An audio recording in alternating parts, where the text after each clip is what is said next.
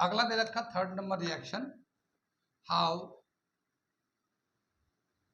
Acid and base react with each other. Acid and base जो है ना एक दूसरे से रिएक्ट करेंगे तो क्या बनाते हैं। ठीक है, कॉमन सी बात है। ये एक बताया है कि जब एसिड को बेस से रिएक्ट कराते हैं हम लोग, एसिड को बेस से रिएक्ट कराएंगे तो ये सॉल्ट बनाता है प्लस वाटर बनता है। सॉल्ट प्लस, ये एक इसको बोलते हैं न्यूट्रलाइजेशन प्रोसेस भी बोलते हैं। एसिड बेस जब रिएक्ट करते हैं तो जो सॉल्ट बनता है वो न्यूट्रल होता है, और इसको हम लोग न्यूट्रलाइजेशन प्रोसेस भी कहते हैं। न्यूट्रलाइजेशन प्रोसेस भी कहते हैं इसको, न्यूट्रलाइजेशन प्रोसेस ये भी कहते हैं। ये एक एक्सोथर्मिक प्रोसेस होता है, एक्सोथर्मिक प्रोसेस होता है ये वाला। ठीक है ना, एसिड बेस जब रिएक्ट करता है आपस में तो इस प्रोसेस को बोलते हैं न्यूट्रलाइजेशन प्रोसेस, क्योंकि एक दूसरे को न्यूट्रल कर देते हैं, और ये एक्सोथर्मिक प्रोसेस है, हीट रिलीज होता है। ठीक, इतनी बातें इसमें हम लोग को कोर्स उसमें दे रखा है एनसीईआरटी के हिसाब से। आगे इसी में बोला है, ठीक है ना, reaction of metal oxide with acid. Metal oxide जब है रिएक्ट करेगा एसिड से तो क्या होगा प्रोडक्ट, वो दे रखा है। तो ये एक मेटल ऑक्साइड है, कोई भी मेटल ऑक्साइड, उसमें अगर हम लोग एसिड से रिएक्ट कराते हैं तो ये सॉल्ट बनता है, सॉल्ट बनता है प्लस वाटर बनता है। कितनी बात सुने। अब ये देखिए, यहाँ पे जब एसिड बेस रिएक्ट करता है सॉल्ट बनता है प्लस वाटर बनता है, यहाँ पे भी सॉल्ट प्लस वाटर बन रहा है। ये एसिड एज एक एसिड है, यहाँ पे बेस था मगर यह मेटल ऑक्साइड है। इसका मतलब ये है कि ये जो मेटल ऑक्साइड है, ये जो मेटल ऑक्साइड है ये बेस की तरह बिहेव करता है। कितनी बात सुने, यानी जितने भी मेटल ऑक्साइड है वो सभी बेस होते हैं। ठीक है, ये एक पॉइंट है बहुत important. All metal oxides behaves as base।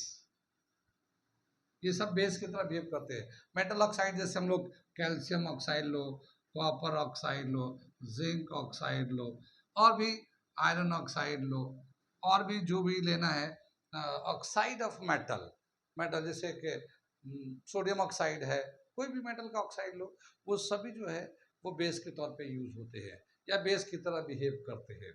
ठीक, अगला दे रखा है reaction of non metal oxide with base. अगला कर रहे हैं, अगला दे रखा reaction of non metal oxide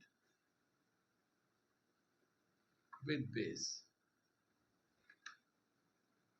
ये दे रखा है एक अगला रिएक्शन। क्या दे रखा है इसमें कि अगर नॉन मेटल को रिएक्ट कराते हैं बेस से तो क्या प्रोडक्ट देता है, सॉल्ट प्लस वाटर देता है। कितनी बात सुनिए, जब हम लोग नॉन मेटल को बेस से रिएक्ट कराते हैं तो ये सॉल्ट प्लस वाटर देता है। यहाँ देखिए एसिड एंड बेस को जब रिएक्ट करते थे तब भी सॉल्ट प्लस वाटर देता था, यहाँ भी सॉल्ट प्लस वाटर, ये भी सॉल्ट प्लस वाटर है, मगर यहाँ ये तो बेस है मगर यहाँ एसिड था, यहाँ नॉन मेटल है। इसका मतलब ये है कि ये जो नॉन मेटल है, ये जो नॉन मेटल है ये बेस की तरह बिहेव करता है। क्या समझ में आया, ये नॉन मेटल, यहाँ पे भी ये पॉइंट बहुत अच्छा है। All non metal behave as a acid. ठीक है, यहाँ लिख देता हूँ, all non metals behave, non metallic oxide, non metallic oxide, ये ऑक्साइड है, ये नॉन मेटलिक ऑक्साइड है। All non metallic oxide behaves as acid, ठीक है ना। जितने भी नॉन मेटलिक ऑक्साइड्स हैं वो सब एसिड के तौर पे भी, ये याद रखिएगा। जो मेटल ऑक्साइड होते हैं वो बेस होते हैं, जो नॉन मेटल ऑक्साइड होती है वो एसिड होती हैं। ये बहुत ही कॉमन क्वेश्चन है, अक्सर आते रह रहा है ये। ठीक है, तो किसी मेटल का नाम दे दिया, मेटल ऑक्साइड का दे दिया, बोला इसमें से कौन सा एसिड है या कौन सा बेस है। ठीक, अब जैसे इसमें नॉन मेटेलिक ऑक्साइड में कौन सा लगा, जैसे sulphur dioxide, sulphur dioxide acid होगा या बेस होगा? ये सल्फर डाइऑक्साइड एसिड होगा ये, ठीक है ना, सल्फर डाइऑक्साइड। ठीक है, इसी तरह से दे रखा है आयरन, फास्फोरस ऑक्साइड FO3, ये भी एसिड है, FO3 है। और बहुत सारे कंपाउंड्स है हम लोग के, ऑक्साइड कंपाउंड होता है, non metallic oxide. Silicon oxide जैसे ले लेते हैं, सिलिकॉन ऑक्साइड, ठीक है, ये सब एसिड की तरह बिहेव करेंगे। कहती बात सुनिए, आगे चले हम लोग। आगे दे रखा व्हाट इज कॉमन इन, अगला 6 पॉइंट पे दे रखा what is common, what is common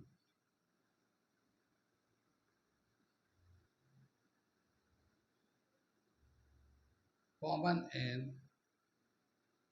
acid और बेस।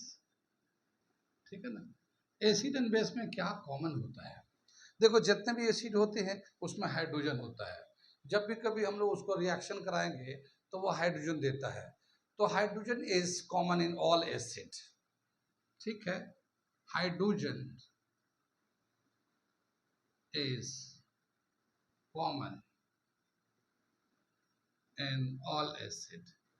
ठीक है ना, और जब भी कभी रिएक्ट करता है एसिड तो हाइड्रोजन देता है।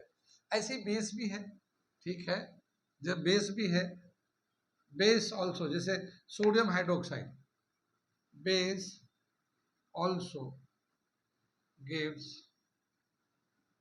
ठीक है ना, hydrogen ions, hydronium ion, hydro oxide ion, hydro, base also give hydro oxide ions, hydro oxide ions. अब जैसे हमारे एसिड का देखते हैं, जैसे H2SO4 है, ठीक है ना, इसको जब भी डिसोसिएट करेंगे ये इस तरह से हाइड्रोजन आयन दे देता है। ये तो एसिड का हो गया, ठीक है, ये एसिड का हो गया। लेकिन जो बेस है, मान लो एक बेस है, हम लोग बेस कैसे लेते हैं, जैसे सोडियम हाइड्रोक्साइड है, सोडियम हाइड्रोक्साइड, इसको जब डिसोसिएट करेंगे तो सोडियम आयन बनेगा, OH आयन बनेगा, ये हाइड्रो ऑक्साइड आयन कहलाता है। ठीक है, तो जो एसिड होता है उसमें हाइड्रोजन कॉमन होता है, और जो बेस होता है उसमें हाइड्रो ऑक्साइड आयन कॉमन होते हैं। सब में ये एक पहचान होता है बेस का, अगर कोई एलिमेंट कॉमन है, क्या है इसमें।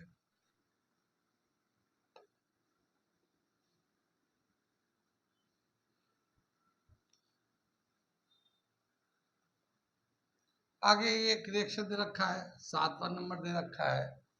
ठीक, when हाइड्रोजन नहीं, when acid and base react with water, ठीक है ना, ये वाटर से रिएक्ट कराएंगे तो क्या बनता है हमारा, एसिड को अगर रिएक्ट कराएंगे तो क्या बनेगा, बेस को रिएक्ट कराएंगे तो क्या बनेगा। तो जैसे ये हमारा एसिड है, HCl मान लो हम लोगों ने डाल दिया, ये हमारा वाटर था, ये वाटर में डिजोल्व किया, तो ये जो है ना hydrogen ions plus chlorine ions ऐसे बन जाते हैं। और ये जो वाटर है ये इस तरह से ही रहेगा, तो ये जो है एक मॉलिक्यूल बनेगा H3O पॉजिटिव, इसको बोलते हैं hydronium ions, hydronium ions, hydronium ions, ठीक है, प्लस क्लोरीन आइंस, यहाँ पे ऐसे बन जाएगा। कितनी बात सुनिए, तो जब एसिड को डिसॉल्व करते हैं वाटर में तो हाइड्रोनियम आइंस बन जाता है रिएक्ट करके, ठीक, क्लोरीन आइंस बन जाता है। लेकिन अगर बेस को लेते हैं तो बेस को, जैसे सोडियम हाइड्रोक्साइड है, अगर इसको वाटर में डिसॉल्व कराते हैं तो बहुत सारे बेस ऐसे हैं जो डिसॉल्व नहीं होते, बहुत सारे बेस ऐसे हैं जो डिसॉल्व नहीं होते वाटर में, ठीक। लेकिन अगर ये टूटता है इस तरह से तो ये sodium ions plus OH ions बनेगा यहाँ पे। कितनी बात, अगर टूटता है, बहुत सारे मैंने बताया कि जो बेस होते हैं जो वाटर में डिसॉल्व नहीं होते, लेकिन जो बेस वाटर में डिसॉल्व हो जाते हैं उनको हम लोग अल्कली कहते हैं। क्या कहते हैं हम लोग? अल्कली कहते हैं। अल्कली किसको कहेंगे हम लोग? Alkali the base, the base which dissolve in water, dissolve in water is called alkali। ठीक है ना, अल्कली कहलाता है। तो अल्कली समझ में किसको कहते हैं? वो बेस जो वाटर में डिसॉल्व हो जाएगा, वो सोल्यूशन बनेगा, उसको हम लोग अल्कली सोल्यूशन बोलते हैं। ठीक है ना, हर किसी को नहीं कहेंगे जो बेस डिसॉल्व नहीं होता वो अल्कली सोल्यूशन नहीं बनाएगा। Alkali solution base plus water को बोलते हैं। ठीक है, तो ये रिएक्शंस हमारे चले आ रहे हैं, यहाँ तक हम लोगों ने रिएक्शन को कर दिया। समझ में आ गया? ये क्या बताया कि यहाँ पे जब ये एसिड को वाटर में डिसॉल्व करते, ये तो समझ में आ गया अल्कली। ये दे रखा है कि अगर हम लोग एसिड को वाटर में डिसॉल्व करते हैं तो ये एक एक्सोथर्मिक प्रोसेस होता है। ठीक, क्या चीज होता है ये एक एक्सोथर्मिक प्रोसेस है। Acid dissolve in water, exothermic process, thermic process. क्या दे रखा है कि अगर स्ट्रॉन्ग एसिड या कंसंट्रेटेड एसिड, जैसे कंसंट्रेटेड नाइट्रिक एसिड है, कंसंट्रेटेड सल्फ्यूरिक एसिड है, या कंसंट्रेटेड HCl है, अगर इसको वाटर में डिसॉल्व करेंगे तो ये एक एक्सोथर्मिक प्रोसेस होने की वजह से ये बहुत सारा हीट प्रोड्यूस करेगा, और उतने हीट पे वो जो पानी है वो बॉयल करेगा, और बॉयल करके वो उबालने लगेगा, और फिर ऐसा भी हो सकता है कि वो उछल के हाथों पे आ जाए, या फिर उतने गर्मी से वो टेस्ट ट्यूब टूट जाए और फिर पूरे बदन पे गिर जाए। तो वो एक डेंजरस है। क्या डेंजरस है? अगर एसिड को वाटर में डिसॉल्व करते हैं तो ये एक डेंजरस प्रोसेस है। इनमें से कौन सा प्रोसेस सेफ है? देखिए, हम लोग ये वाटर ले लेते हैं, ठीक है, वाटर है ये, इसमें ये एसिड है, ये एक एसिड ले लेते हैं हम लोग, ये एसिड ले लिया, ठीक है, एसिड हो गया ये। कितनी बात सुनिए, अगर हम लोग वाटर को एसिड में डिसॉल्व करेंगे तो ये रॉन्ग मेथड है ये। क्यों? क्योंकि जब वाटर को इसमें डालेंगे तो एसिड तो बहुत है, वो सभी एक्सोथर्मिक प्रोसेस करेगा, बहुत हीट प्रोड्यूस करेगा, और इतना हीट प्रोड्यूस करेगा तो पानी उबल के उछलने भी लगेगा, और ये हो सकता है ये टेस्ट ट्यूब जिसमें रखा गया वो क्रैक कर दे, टूट जाए, टूटने के बाद गिर जाए। तो ये एक रॉन्ग मेथड है। हम लोग का जो राइट मेथड होगा वो क्या दे रखा है कि ये वाटर है, इस वाटर में ये एसिड है, एसिड है, इस एसिड को इसमें मिलाते हैं, ठीक है, और वो भी थोड़े थोड़े स्मॉल क्वांटिटी में, स्मॉल क्वांटिटी, ठीक है ना, small quantity, and continuous steering, steering, continuous steering करते हैं। क्या मतलब हुआ? जैसे पानी में लिया, थोड़ा सा एसिड डाला, उसको चम्मच से चलाया, जितना हीट बनना करके इसमें ऐड करते रहेंगे, ऐड करेंगे, ये गर्म होगा, स्टीयरिंग करते रहेंगे, जितना गर्म होगा जितना गर्म होगा, मगर वो डेंजरस नहीं होगा। इस तरह से इसमें ऐड करेंगे। तो adding water in acid is dangerous, but adding acid in small quantity in water is safer. ठीक है, थोड़ा सा एसिड डाला, हल्के हल्के स्टीयर किया, जितना हीट प्रोड्यूस होना था बनेगा, पानी उबलेगा जितना उबलना होगा, और साफ समझ में भी आ जाएगा कि ये डेंजर लेवल से ऊपर जा रहा है या नीचे सेफ है, और उसी के हिसाब से हम लोग उसमें ऐड करेंगे। अगर वो लगेगा कि अब डेंजर हो गया, ज़्यादा गर्म हो गया, उबलने लगा, तो हम लोग रोक लेंगे, ठीक है, एसिड को डालेंगे नहीं। तो ये सेफ तरीका है। यहाँ तक जो है, अब तक जो आप लोगों ने किया इतना कंटिन्यू लगातार, क्या किया हम लोगों ने कि देखा कि जो एसिड होता है, बेस होता है, और उसका क्या नेचर होता है, और एसिड बेस का अलग अलग तरीके से या अलग अलग कंडीशन में जब रिएक्ट कराते हैं, जैसे हमने देखा है एसिड को जो है, अगर हम लोग बेस से रिएक्ट कराते हैं, एसिड को मेटल से रिएक्ट कराते हैं, एसिड बेस को मेटल से रिएक्ट करते हैं, या एसिड को मेटल कार्बोनेट से, मेटल हाइड्रोजन कार्बोनेट से रिएक्ट कराते हैं, या एसिड बेस को वाटर से रिएक्ट कराते हैं, तो क्या प्रोडक्ट बन के आता है? तो ये जो क्या प्रोडक्ट बनता है, ये प्रोडक्ट याद रखना पड़ेगा कि इससे रिएक्ट करते ये प्रोडक्ट बनता है, इससे रिएक्ट करते थे ये प्रोडक्ट बनता है, ये इससे रिएक्ट करते तो ये प्रोडक्ट बनता है। और वो प्रोडक्ट को याद रखना पड़ेगा, क्योंकि आमतौर पे वो इस तरह के एक सवाल आते रहते हैं। वैसे तो एसिड बेस में बहुत सारे टॉपिक है आगे, अभी आगे और भी हम बहुत सारे टॉपिक है बताएंगे, लेकिन यहाँ तक जो है आपको समझ में आया। इसमें ये याद रखना है कि एसिड को बेस को जब रिएक्ट कराते हैं तो क्या बनता है, ठीक है, क्या प्रोडक्ट बन के आता है वो देखना है आपको और याद रखना है, ठीक है। चलिए यहाँ से याद रखिए, आगे बढ़ते हैं।